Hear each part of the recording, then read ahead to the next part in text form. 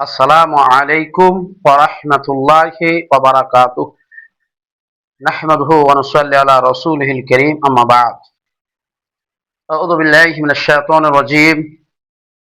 ইন্না ইদ্দাতাশ শুহুর ইনদাল্লাহ ইসনা আশারা শাহরান ফি কিতাবিল্লাহ ইয়াওমা খালাকাস সামাওয়াতি ওয়াল আরদ। শ্রদ্ধেয় সম্মানিত ভাই সকল, আজ যে বিষয় নিয়ে আপনাদের সামনে উপস্থিত হয়েছি সে বিষয়টি হচ্ছে মহরমের মাসকে বা মহরমের মাসের ফজিলতের সঙ্গে হযরত হুসেন রাদিয়াল্লাহু তাআলা আনহুর সম্পর্ক এবং তার সাথে সাথে এই 10 তারিখে ফজিলতের সঙ্গে কারবালার সম্পর্ক কি। দেখেন, আজ আমাদের মধ্যে এই কথাটি প্রচালিত রয়েছে যে কারবালার সঙ্গে বা হুসেন রাদিয়াল্লাহু তাআলা আনহুর শহীদের সঙ্গে মহরমের 10 তারিখের মিলটা কেমন। আমি এটা আজকে আপনাকে দেখাতে চাই যে হযরত হুসেন রাদিয়াল্লাহু তাআলা আনহু যে সময় মদিনায় ছিলেন, এমন সময় আমির মুআবিয়া রাদিয়াল্লাহু তাআলা আনহু তার জীবিত অবস্থায় তার ছেলে ইয়াজিদকে তিনি খলিফা করলেন এবং আমির মুআবিয়া মৃত্যুবরণ করলেন। মৃত্যুর সাথে সাথে মৃত্যুর পরে তার ছেলে ইয়াজিদ সে খলিফা হলো এবং খলিফা হওয়ার পরে সে খেলাফতটাকে বিস্তারিত করতে লাগলো। তিনি দেমাশকে ছিলেন, তিনি দেমাশকে খলিফা নির্বাচন হয়ে দেমাশকে ছিলেন। আর মক্কা মদিনা বিভিন্ন এলাকায় বিভিন্ন জায়গায় তিনি তার নামে বায়াত নিতে লাগলেন। এই মতো মদিনায় একজনকে পাঠানো হলো যে আমার নামে, ইয়াজিদ বললেন আমার নামে বায়াত নিয়েছো। মদিনার লোকেরা, সে সময় অনেক সাহাবা একরাম জীবিত ছিলেন, যেই মতো হুসেন রাদিয়াল্লাহু তাআলা আনহু মদিনায় ছিলেন। সমস্ত সাহাবা একরাম বা সেই সময় মদিনাবাসীর কাছে বায়াত না হলো, হাতে হাত দিয়ে বায়াত করা হলো যে তুমি ইয়াজিদকে খলিফা মেনে নাও। এই মতো সবাই প্রায় কমবেশ মেনে গেল। হুসেন রাদিয়াল্লাহু তাআলা আনহুকে এসে বলা হলো যে আপনি ইয়াজিদের নামে বায়াত করেন। হুসেন রাদিয়াল্লাহু তাআলা আনহু বললেন যে আমি বায়াত করে নেব, কিন্তু এখনই সময়, যে মুআবিয়া মৃত্যুবরণ করলেন কিছুদিন হলো, কিছুদিন যেতে দাও, তারপরে বুঝছি, ভাবছি, জিনিসটা দেখছি। কিন্তু না, তাকে বলা হলো যে না, আপনি এখনই বায়াত করে নিন। হুসেন রাদিয়াল্লাহু তাআলা আনহু বললেন যে আমাকে একদিন সময় দেওয়া হোক, আমি একদিন সময় চেয়ে নিচ্ছি তোমার কাছে, আমি বায়াত করে নেব। কালকে ভাবছি, ভাবা চিন্তা করছি, একদিন সময় দেওয়া হোক, কালকে আমি ব্যাপারটা দেখছি। তো ইয়াজিদ রাদিয়াল্লাহু তাআলা আনহু যাকে পাঠিয়েছিলেন, সে ব্যক্তি বলছেন ঠিক আছে। হুসেন রাদিয়াল্লাহু তাআলা আনহু রাতে মক্কা ছেড়ে তিনি কি করলেন, মদিনা ছেড়ে তিনি মক্কায় চলে আসলেন। যে রাত চেয়ে নিয়েছিল একদিন, তো ওই রাত্রেই তিনি কি করলেন, মদিনা ছেড়ে মক্কায় চলে আসলেন। মক্কায় চলে আসার পরে এইদিকে কুফাবাসী, ইরাকের কুফা, ইরাকের একটি জায়গা, শহরের নাম হলো কুফা। কুফার লোকেরা জানতে পারলো যে হুসেন রাদিয়াল্লাহু তাআলা আনহু মদিনা থেকে ইয়াজিদের নামে বায়াত করবে না, তার জন্য সে মক্কায় চলে এসেছে। এদিকে কুফাবাসী তারা হুসেন রাদিয়াল্লাহু তাআলা আনহুকে খলিফা নির্বাচন করবেন এই বলে তারা কি করলো, চিঠি আদান প্রদান করতে লাগলো, চিঠি দিতে লাগলেন।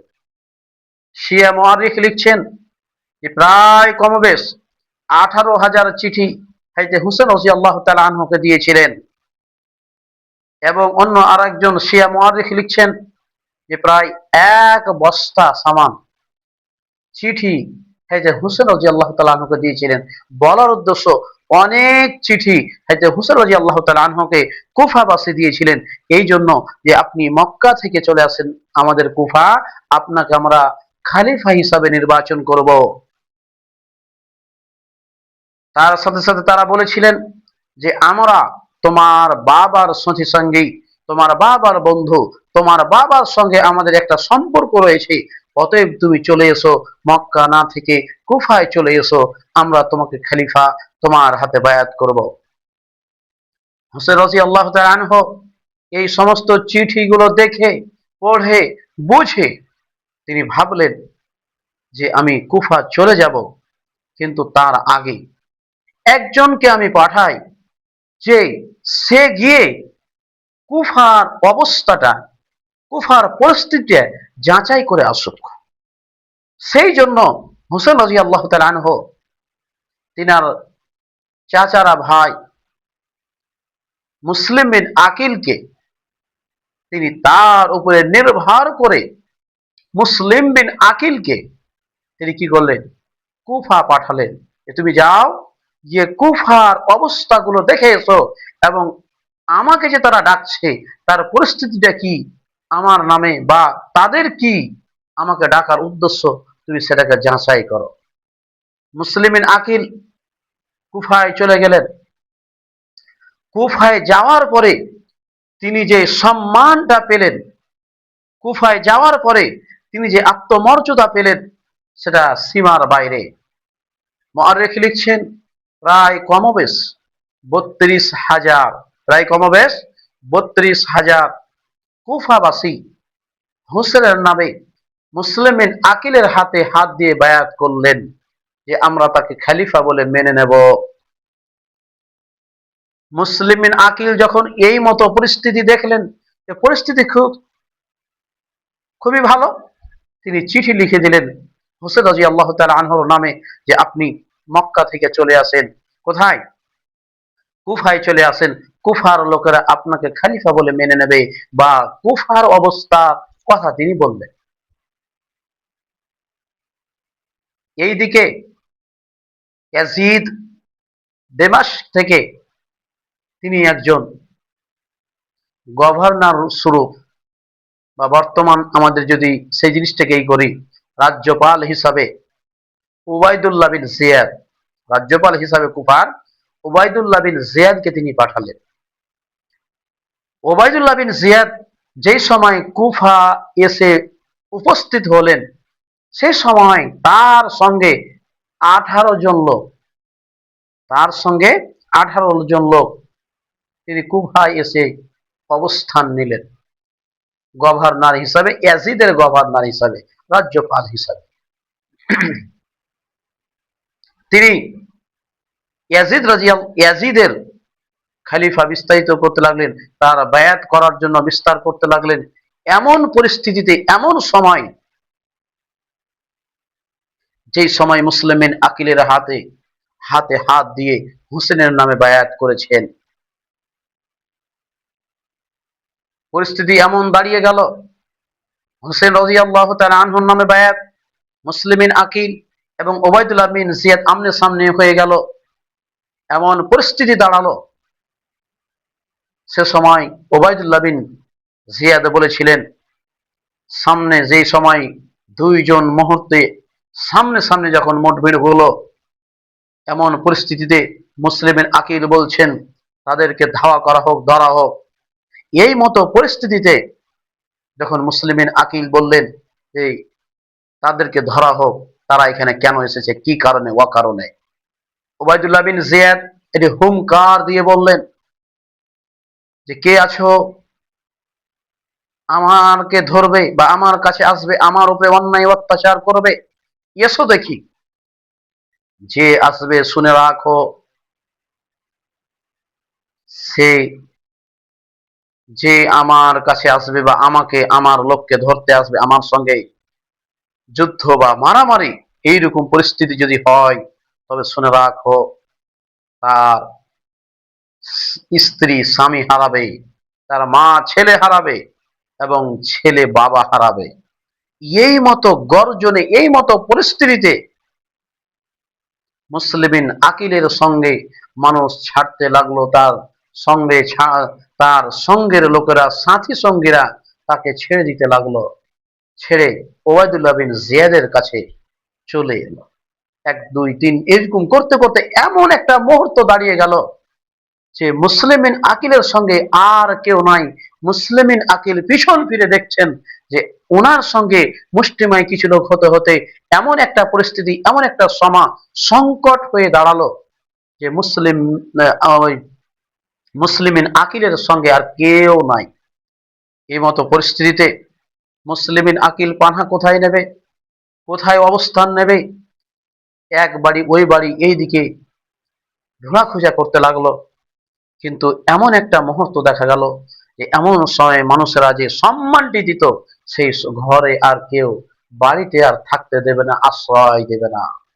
এই মতো পরিস্থিতিতে মুসলিম বিন আকিল একটি চিঠি লিখলেন হোসেন রাদিয়াল্লাহু তাআলা আনহুর নামে যে তোমাকে আর আসতে হবে না, কুফার পরিস্থিতি অত্যন্ত সংকট জটিল, অতএব তুমি মক্কা থেকে আর কুফায় আসার জন্য প্রস্তুতি নিও না।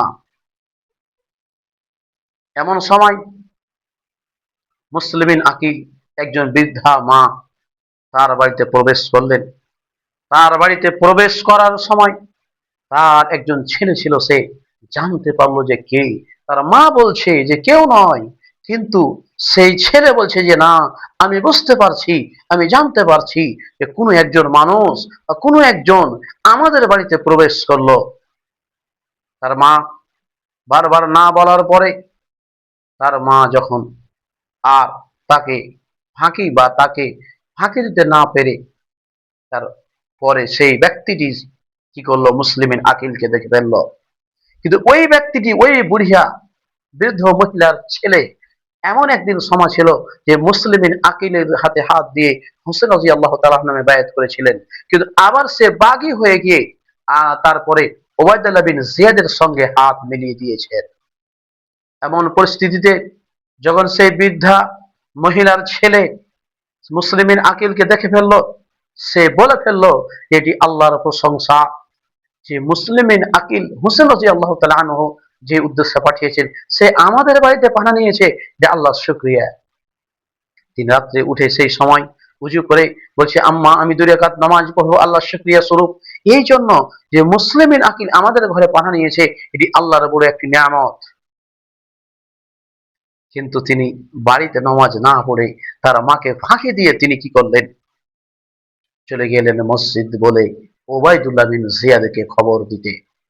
সেখানে গিয়ে ওবায়দুল্লাহ বিন জিয়াদকে সম্পূর্ণ ঘটনা বলার পরে ওবায়দুল্লাহ বিন জিয়াদের কাছে যখন বলে দেওয়া হলো, ওবায়দুল্লাহ বিন জিয়াদ তার সাথী সঙ্গী নিয়ে মুসলিম বিন আকিলকে হত্যা করে দেওয়া হলো। এই মতো পরিস্থিতিতে ওইদিকে হোসেন রাদিয়াল্লাহু তাআলা আনহু মক্কা থেকে বেরিয়ে গিয়েছেন কুফার দিকে। অনেকটা আসার পরে এই চিঠি দ্বিতীয়বার গিয়ে হোসেন রাদিয়াল্লাহু তাআলা আনহুর কাছে পৌঁছে গেল যে আপনি আর কুফা যেতে হবে না, কুফার পরিস্থিতি অত্যন্ত সংকটময়, কুফার পরিস্থিতি ভালো নয়। হোসেন রাদিয়াল্লাহু তাআলা আনহু মনে ভাবলেন যে আমি আবার মক্কা চলে যাব, কিন্তু মুসলিম বিন আকিলের একজন ভাই সেই দলে হোসেন রাদিয়াল্লাহু তাআলা আনহুর সঙ্গে ছিলেন। তিনি বললেন, না, আমার ভাইকে যারা হত্যা করেছে তার হত্যার আমরা কি করব, হত্যার বদলা নিব, অতএব আমরা কুফা যাব। এই মতো পরিস্থিতিতে চলতে লাগলেন। ওইদিকে ওবায়দুল্লাহ বিন জিয়াদ জানতে পারলো যে হোসেন রাদিয়াল্লাহু তাআলা আনহু আসছেন। তিনি ভাবলেন যে হোসেন রাদিয়াল্লাহু তাআলা আনহু যদি আবার কুফায় এসে পৌঁছে যায়, তবে পরিস্থিতি বদলে যেতে পারে, পরিস্থিতি আবার চেঞ্জ হয়ে যেতে পারে, পরিস্থিতি সংকটে এসে যেতে পারে। অতএব তিনি কিছু ব্যক্তিকে ওমর বিন সাদের নেতৃত্বে কিছু মানুষকে তিনি পাঠালেন, কুফার ব্যক্তিদেরকে পাঠালেন, হোসেনকে বাধা দাও। এরা চলতে লাগলো, ওইদিকে হোসেন রাদিয়াল্লাহু তাআলা আসছেন। এই মতো পরিস্থিতিতে কুফায় এসে এক অপরের মোলাকাত হলো, দেখা হলো, আমনে সামনে হলো। বাধা দেওয়া হলো। ওমর বিন সাদ বাধা দিলেন হোসেন রাদিয়াল্লাহু তাআলা আনহুকে যে আপনাকে আর যেতে দেওয়া হবে না। হোসেন রাদিয়াল্লাহু তাআলা আনহু বললেন আমাকে যেতে দেওয়া হোক, বলছে না যেতে দেওয়া হবে না। হোসেন রাদিয়াল্লাহু তাআলা আনহু পরিস্থিতি যাচাই করার পরে তিনি বললেন আমাকে তিনটি অপশন দেওয়া হোক। নাম্বার এক, আমি যেখান থেকে এসেছি সেখান থেকে আমি ফেরত চলে যাব, মানে আমি মক্কা থেকে এসেছি, আমি পুনরায় মক্কা চলে যাব, আমাকে যেতে দেওয়া হোক। ওমর বিন সাদ বলেন না, এই জিনিস আপনার কবুল করা হবে না, অতএব আপনাকে মক্কা যেতে দেওয়া হবে না।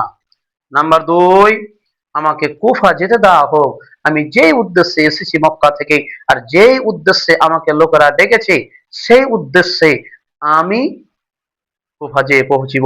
এই জন্য যে কুফা আমি আসিনি, কুফা আমাকে ডেকে পাঠানো হয়েছে। এটি শের মশহুর হয়েছে, কুফা वालों मुझे मुसाफिर ना समझो, मैं आया नहीं हूं, मुझे बुलाया गया हूं। তো কুফার লোকেরা আমাকে ডেকেছে, অতএব আমাকে যেতে দেওয়া হোক। দুই নম্বর অপশন, উমর বিন সাদ তিনি মানলেন না, বললেন না এটাও হবে না। তিন নম্বরে বললেন হোসেন রাদিয়াল্লাহু তাআলা আনহু যে আমাকে দামেস্কে নিয়ে যাওয়া হোক, ইয়াজিদ বিন মুআবিয়ার কাছে নিয়ে যাওয়া হোক, সেখানেই আমি যা কিছু বলার যা কিছু হওয়ার সেখানেই হবে। উমর বিন সাদ সেটাও ইনকার করলেন। পরিস্থিতি জটিল হতে লাগলো। শেষ মুহূর্তে আমনে সামনে হয়ে যুদ্ধ হলো এবং আহলে বাইত সমস্ত পরিবার সবাই শহীদ হয়ে গেলেন। হোসেন রাদিয়াল্লাহু তাআলা আনহু সেই সময় শহীদ হয়ে গেলেন। কিন্তু একটি জিনিস জানা, যে সেই দিন, যেই দিন হোসেন রাদিয়াল্লাহু তাআলা আনহু মক্কা থেকে বেরিয়েছিলেন, সেই দিন জিলহিজ্জা মাসের ৮ তারিখ ছিল।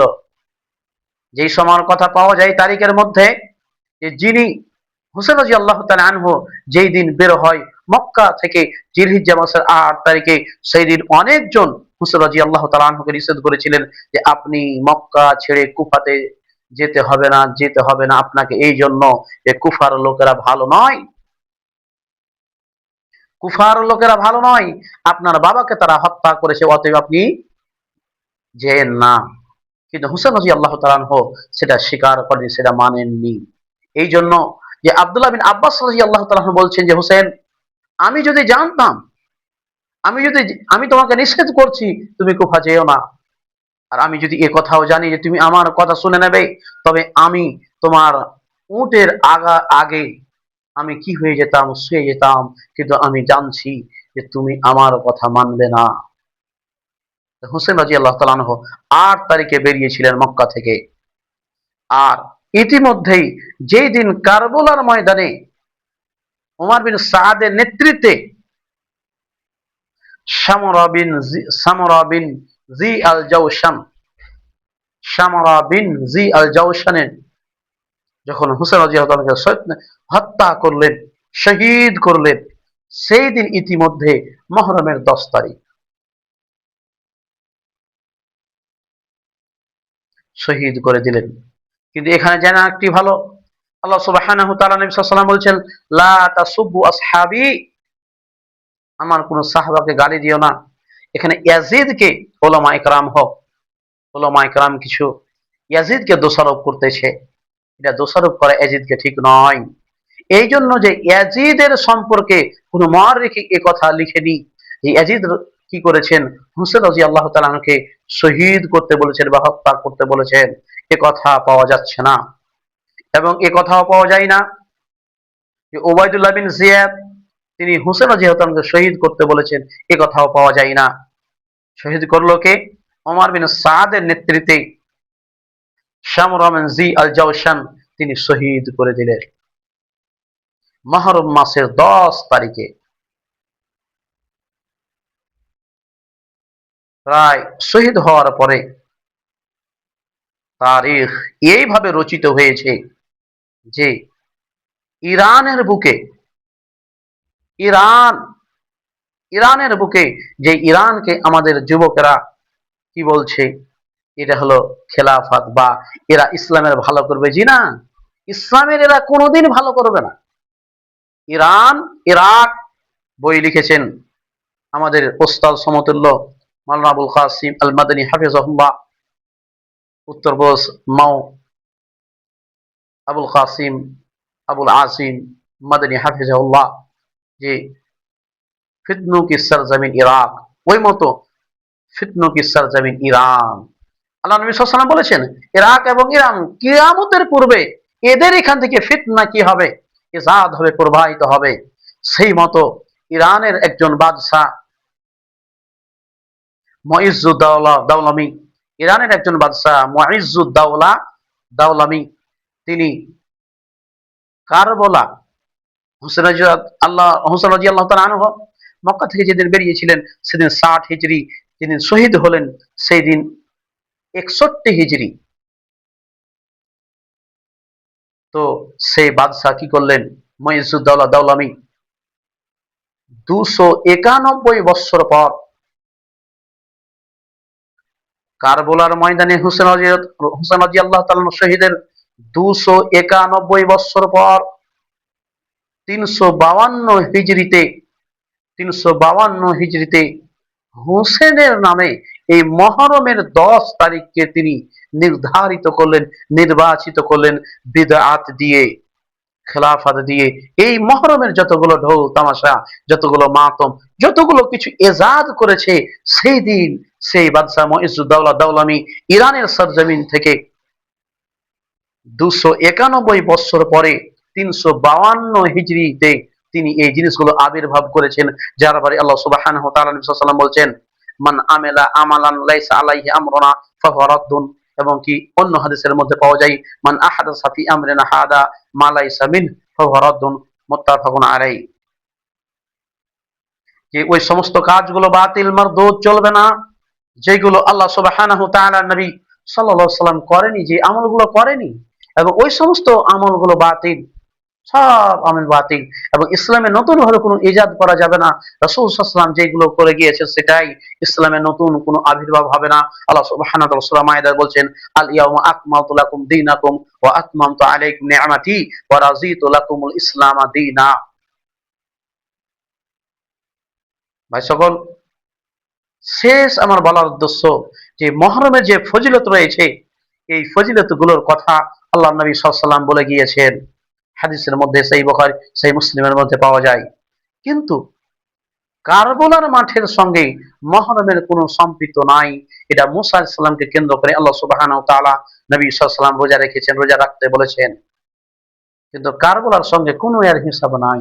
এই জন্য যে কারবালার ওয়াকিয়া আপনার হলো 61 হিজরিতে, আর আল্লাহ নবী সাল্লাল্লাহু আলাইহি ওয়াসাল্লাম মারা যাচ্ছেন 11 হিজরিতে। আর এখানে কারবালা হিসাবে চালু করছে কারা, মুইজ্জুদ্দৌলা দাওলামি 291 বছর পরে 352 হিজরিতে তিনি ইরানের সরজমিনে এই ফিতনাগুলো চালু করছেন। এটা বর্তমানে আমাদের কিছু ভাই সুন্নি শিয়া বেরেলি এরা কি করছে, শিয়ারা আলী রাদিয়াল্লাহু তাআলা নামে বা হোসেন রাদিয়াল্লাহু তাআলা আনহুকে ভালোবাসার কারণে তারা এই দিনগুলোতে এত অন্যায় করতেছে, বিদআত করতেছে, যে বিদআত গুলো শরীয়তে কোনো তার জায়গা নাই। তারা জিনা করতেছে, তারা অন্যায় গুনাতে জড়িত হতেছে, আর নিজের শরীরকে মারছে, বা নিজে রক্তে রক্তিত হচ্ছে, যেটা হুসেন রাদিয়াল্লাহু তাআলা আনহুর সঙ্গে কোনো সম্পৃক্ত নাই। আমাদেরকে এগুলো থেকে বেঁচে থাকতে হবে। মুহররম মাসের দিনগুলো আমরা এভাবে পালন করব।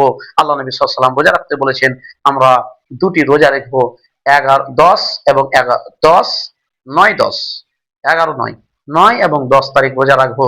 রোজা রেখে, রোজা রাখার পরিবর্তে আমরা এই মুহররম মাস আর মুহররমের দিনগুলো পালন করব, আর মুহররমের মাসগুলো পালন করব। এই জন্য যে এর একটা বিরাট একটা ফজিলত রয়েছে, এটা আল্লাহ সুবহানাহু ওয়া তাআলা বলেছেন এবং রাসূল সাল্লাল্লাহু আলাইহি ওয়াসাল্লাম বলেছেন। সর্বশেষে আল্লাহ সুবহানাহু ওয়া তাআলার কাছে দোয়া হবে, আল্লাহ গো, তুমি আমাদের এই মুহররমের যতগুলো বিদআত রয়েছে, সমস্ত বিদআত থেকে আল্লাহ তুমি আমাদের বাঁচার তৌফিক দান করো, আল্লাহুম্মা আমিন। এবং আল্লাহ সুবহানাহু ওয়া তাআলার কাছে প্রশংসা, আলহামদুলিল্লাহ, আল্লাহ সুবহানাহু ওয়া তাআলা আমাদেরকে আহলুল হাদিস ঘরে জন্ম দিয়েছেন, এটা আল্লাহ শুকরিয়া, আলহামদুলিল্লাহ। আল্লাহ তুমি আমাদের এই মুহররমের বিদআত গুলো থেকে বাঁচার তৌফিক দান করো, আল্লাহুম্মা আমিন। এবং মুহররমের রোজা যেন আমরা পরিপূর্ণ সঠিকভাবে করতে পারি, তার তৌফিক দান করো, আল্লাহুম্মা আমিন। আসসালামু আলাইকুম ওয়া রাহমাতুল্লাহি ওয়া বারাকাতুহু।